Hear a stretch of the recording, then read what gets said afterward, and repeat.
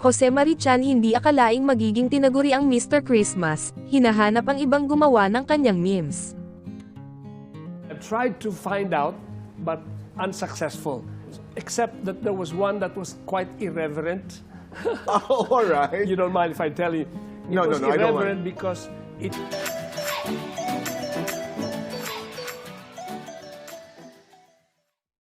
Dahil simula na ng Berk months, magiging busy na naman ang veteran singer na si Jose Mari Chan para maghatid ng kasiyahan ngayong Christmas season.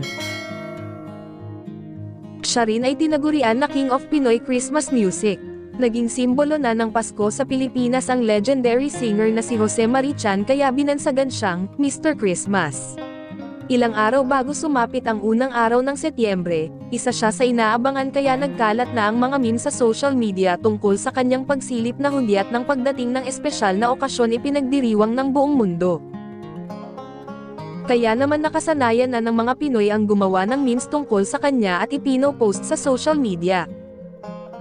Natanong siya sa programang Fast Talk with Boy Abunda kung ano ang nararamdaman niya sa tuwing nakikita ang mga meme kung saan siya ang bumibida.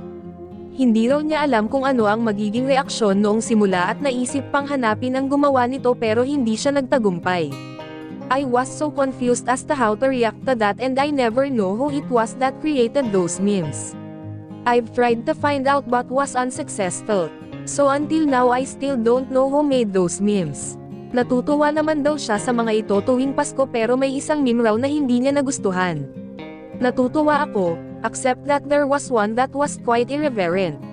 It was irreverent because it showed Saint Joseph and Mother Mary riding a donkey and she was pregnant of course and then it says, Jose Mari Chan, pahayag niya. Ayaw rin daw niyang ituring na King of Pinoy Christmas dahil iisa lang daw ang hari tuwing Pasko. There's only one King of Christmas and that's our Lord Jesus Christ, the baby Jesus.